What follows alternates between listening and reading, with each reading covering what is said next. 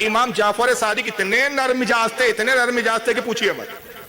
اس سال ابھی وہ 5 روزہ ہمارا جلسہ ہوا تھا, ایک ہوٹل میں پروگرام ہوا تھا, ریگل سیلیبریشن ہوٹل کے اندر 5 روزہ نیٹ پہ تقریر ڈلی ہوئی ہے, امام جعفر صادق پر بھی تقریر ہے, وہ سنیے. اس میں نے ایک واقعہ بیان کیا کہ اس سے انداز لگائیے کہ امام جعفر صادق کتنے رحم دل تھے اور کیا بنا دیا ہم نے. ان کے گھر کی چھت تھی تو آپ نے اپنی کنیزوں کو منع کیا ہوا تھا عورتوں کو کہ چھت پہ نہ جاؤ, کہ اس سے بے پردگی ہوتی ہے, اڑوس پڑوس کے لوگ دیکھیں گے بے پردہ مناسب نہیں ہے. تو آپ کے گھر میں ایک بچہ تولد ہوا, آپ کو اولاد پیدا ہوئی, شیرخوار بچہ تھا, پیدا ہوئے 3-4 روز ہی ہوئے تھے ابھی اس بچے کو, گرمی کے دن تھے. تو اتفاق سے امام جعفر کسی کام سے باہر تشریف لے گئے تھے, بچہ گرمی کی وجہ سے رو رہا تھا. تو بچے کی والدہ نے یعنی امام جعفر کی اہلیہ نے کنیز سے کہا کہ بچہ رو رہا ہے, گرمی سے پریشان ہے, اس کو اٹھا تھوڑا سا لے کے ٹہل, دل بہلا اس کا. کنیز نے گود میں لیا, لے کے ٹہلنے لگی, تب بھی بچہ خاموش نہیں ہو رہا, گرمی سے پریشان. تو اس کے دل میں خیال آیا کہ چھت پر لے کے جاتی ہوں, چھت پر ہوا آ رہی ہے اچھی, تو بچے کو سکون ملے گا. اور ابھی امام تو ہے ہی نہیں. چھت پر پہنچی تو واقعی تھوڑی دیر بعد بچہ خاموش ہو گیا, سونے لگا. تو دیکھا کہ بچہ سو چکا ہے, تو اب نیچے اتر رہی تھی, اتفاق سے اس کا چھت سے سیڑھیوں سے اترنا اور اسی وقت میں امام جعفر کا تشریف لانا. بس جیسی اس کی نظر امام جعفر پہ پڑی, گھبرا گئی کہ امام جعفر دیکھیں گے تو انہوں نے تو منع کیا تھا کہ چھت پہ نہ جانا, مجھے چھت سے اترتا ہوا دیکھیں گے تو ناراض ہوں گے, سزا دیں گے. اسی گھبراہٹ کے ہاتھ سے پیر سلپ ہوا, لڑکھڑائی, بچہ ہاتھ سے گرا, سیڑھیوں سے لڑنے لگا اور لڑکتے ہوئے آیا اور بچے کا انتقال ہو گیا. اب ظاہر شیرخوار دودھ پیتا بچہ جب سیڑھیوں سے گرے گا تو زندہ رہے گا وہ. بس وہ گھبرا گئی اور تھر تھر کانپنے لگی کہ پہلا تو جرم یہ تھا کہ میں چھت پر گئی, دوسرا جرم یہ کہ بچہ میری وجہ سے انتقال کر گیا. امام نے ایک لمحہ اس کو دیکھا اور فرمایا جا تو آزاد ہے. سزا دینا تو دور کی بات, اس کو آزاد فرمایا. کنیز قدموں میں گر گئی, کہتی آقا مجھے معاف کر دیجئے, مجھے آزاد کیوں فرما رہے ہیں آپ, مجھے سزا دیجئے. فرماتے کہ تو سزا کی مستحق نہیں ہے, بلکہ جا میں تجھے آزاد کرتا ہوں. پوچھا گیا کہ آپ نے آزاد کیوں کہا, کہا کہ اس بنیاد پر کہ میں نے اس انداز میں دیکھا کہ اس پہ خوف جو طاری ہوا, اس خوف سے بچہ گرا. قیامت میں اللہ تعالیٰ نے اس بارے میں مجھ سے پوچھ لیا کہ تو نے ایسا گھور کے کیوں دیکھا کہ اس کو اتنا خوف طاری ہوا, تو میں اللہ کو اس کا کیا جواب دوں گا. یہ امام جعفر صادق تھے کہ میں نے دیکھا کیوں ایسا کہ اس کی وجہ سے اس کو خوف محسوس ہوا اور ڈر گئی, تو اس کے بارے میں اللہ نے پوچھ لیا تو میں کیا جواب دوں گا. تو اس کا کفارہ یہی ہے کہ میں نے اس کو آزاد کر دیا. لیکن امام جعفر کو ہم نے بڑا ہارڈ بنا دیا, بڑا سخت بنا دیا, سخت گیر بنا دیا. تو پہلا ہے کہ وہ جہالت تھی کہ کمرے صاف ہوتے تھے. دوسری جہالت کیا ہوتی تھی کہ صاحب معاذ اللہ گھر میں کوئی ناپاک عورت ہو تو وہ ہاتھ بھی نہیں لگا سکتی, یہ بھی جہالت ہے. اعلیٰ حضرت سے لے کر جتنے ہمارے علماء فرماتے ہیں کہ فاتحہ کا کھانا ناپاک عورت, ناپاک سمجھ رہے ہیں نا کہ کھول کے بولنا پڑے گا, آپ کو سب کو پتہ, شادی شدہ حضرات سب جانتے کیا بولنا چاہ رہا ہوں میں.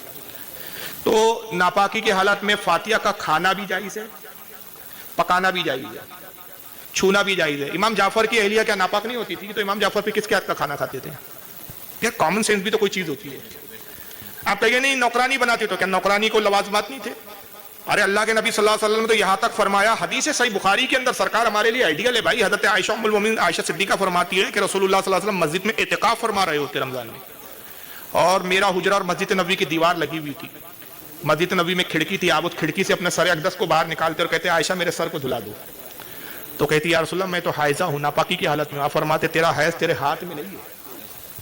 چلو یہ تو ہو گیا دھونے کی بات. اس سے بڑھ کر دوسری حدیث سنی, حضرت عائشہ کہتی کہ میں اس کیفیت میں ہوتی, ناپاکی کی حالت میں ہوتی, اور حضور کے ساتھ میں کھانا کھا رہی ہوتی, یہاں تک کہ میں ایک چاپ بولتے نا جس کو ہم لوگ, گوشت کی چاپ اٹھاتی, اور حضور کو بھی وہ بہت پسند تھی, میں اس کو دانتوں سے لگاتی, حضور میرے ہاتھ سے لیتے, اور جہاں میرے دانت لگے ہوتے وہیں اپنے دندانے مبارک لگاتے. جس پیالے سے میں پانی پیتی حضور اسی پیالے کو اٹھاتے اور وہیں اپنے لب لگاتے. حضرت عائشہ فرماتی جہاں میرے لب لگے ہوتے, تو میں کہتی یا رسول اللہ میں حائضہ ہوں, ناپاک ہوں. آقا مسکراتے کہتے عائشہ تیرا حیض تیرے منہ میں نہیں ہے. اور یہاں تک کہ سرکار مفتی اعظم ہند نے فتویٰ دیا کہ اس حالت میں عورت کو ایسی ناپاک سمجھ لینا کہ اپنے سے قریب بھی نہ بٹھائے, یہ یہودیوں کا طریقہ ہے, مسلمانوں کا نہیں. اللہ کے نبی فرماتے ہیں کہ اس حالت میں صرف ہم بستری حرام ہے, باقی کوئی چیز حرام نہیں ہے. اور اس عورت کے ساتھ بیٹھنا, اٹھنا, سونا, لیٹنا, اس کا بوسہ لینا, سب چیزیں جائز ہے, صرف ہم بستری حرام ہے اس کیفیت میں. اس کے ہاتھ کا کھانا پکانا جائز. تو فاتحہ کا بھی پکا سکتی ہے, وہ کھا بھی سکتی ہے, صرف ایک چیز نہیں کر سکتی, وہ خود قرآن پڑھ کے فاتحہ نہیں دے سکتی. جب اس کیفیت میں ہو تو قرآن نہیں پڑھ سکتی, فاتحہ نہیں دے سکتی. لیکن اگر کسی اور نے فاتحہ دیا, اس کو کھانا دیا جائے, بالکل کھا سکتی ہے, کوئی حرام نہیں. کوئی مائیکل آل اس کو حرام ثابت نہیں کر سکتا. یہ سب عقلوں کی جہالت ہے. تو دوسری جہالت یہ ہمارے یہاں تھی کہ بھائی گھر میں کوئی ناپاک عورت ہو تو سب ہاتھ بھی نہیں لگائیں گی, صاحب اس کمرے میں بھی نہیں آ سکتی. یہ سب غیروں کا کام ہے, ہمارا نہیں ہے. تیسرا یہ تھا کہ صاحب مغرب سے پہلے ختم کرو. مغرب ہو گئی تو بھیا وہ تو ایسا ہو گیا ریس کے بعد امام جعفر ڈنڈا لے کے آ رہے ہیں, ایک گوجا بچا ہے تیرے یہاں, پورا حساب لے کے جائیں گے وہ کتنے بچے, گاڑو گڈھا کھولو دفن کرو. اور ایک گھر سے دوسرے گھر نہیں جا سکتا, وہ یہ بھی جہالت تھی، لیکن بہرحال اب لوگوں کے سمجھ میں آ رہا ہے تو اب یہ جہالت، دفن والی بھی جہالت ختم ہو گئی۔ چوتھی کیا تھی کہ گھر کے باہر کسی کو دے نہیں سکتے صاحب، آپ گھر کے باہر بھی لے جا سکتے، یہاں سے بمبئی کسی کو بھیجنا ہو تو بھیج سکتے ہیں، جیسے دوسرے فاتحہ کے کھانے کے احکام ہے ویسی ہے۔ اور یہ پانچویں آپ بڑھا لو کہ گوشت نہیں بنے گا اس دن، گوشت کیا سب کچھ بن سکتا ہے۔ فاتحہ کے بارے میں تو حکم یہ ہے کہ جتنی استطاعت سے اچھی چیز فاتحہ میں رکھ سکتا ہے وہ رکھو۔ اعلیٰ حضرت نے اپنی وصیت میں کیا لکھوایا تھا پتہ ہے آپ کو؟ اعلیٰ حضرت سے بڑھ کر عالم ہے کہ کوئی آج؟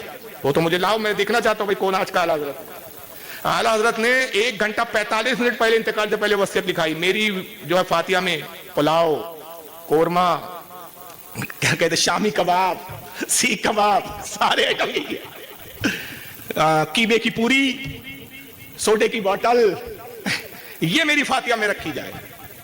کیا مقصد تھا اعلیٰ حضرت کا؟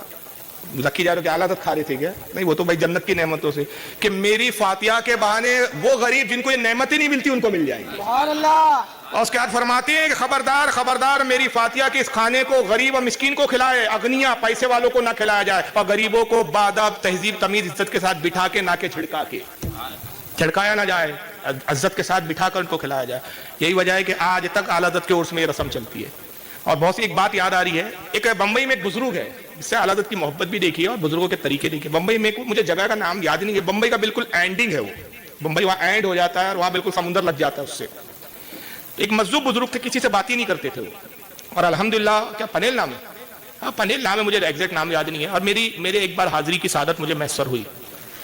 تو مذہب بزرگ تھے وہ، بالکل بمبئی کا آخری کنارہ تھا، وہاں وہ رہتے تھے۔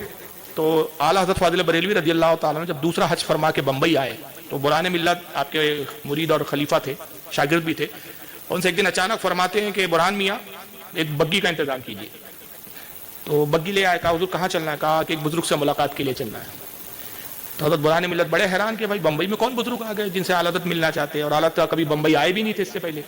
بگی میں بیٹھے اور بگی والے سے کہتے ہیں کہ چلیے، بگی چلی تو اعلیٰ حضرت راستہ بتا رہے، اس طرح مڑیے، اس طرح مڑیے، اس طرح مڑیے۔ برہان ملت اور حیران، بگی چلتی رہی اور بالکل وہ بمبئی کا آخری کونا اینڈنگ جہاں اینڈ تھا وہاں سے بھی سمندر ہے، پھر آبادی ختم ہو جاتی ہے۔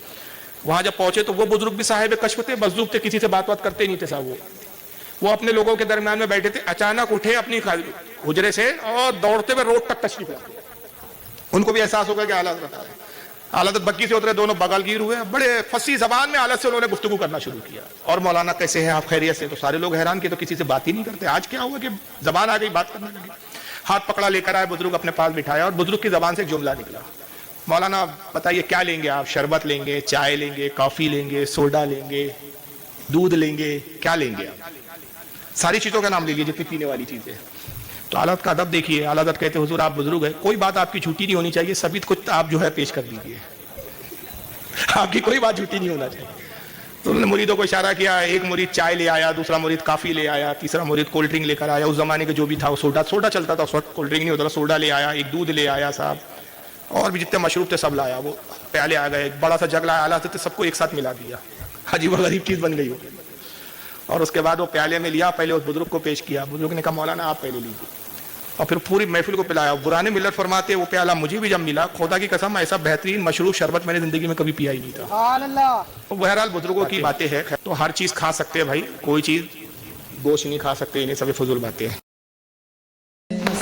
ایسے ہی مزید ویڈیوز دیکھنے کے لیے آپ ہمارے یوٹیوب چینل عارف رضوی آفیشیل کو لائک کریں، شیئر کریں، سبسکرائب کریں اور بیل آئیکن کو پریس ضرور کریں تاکہ آپ کو ایسے ہی اسلامک انفارمیشن والے ویڈیوز ملتے رہیں۔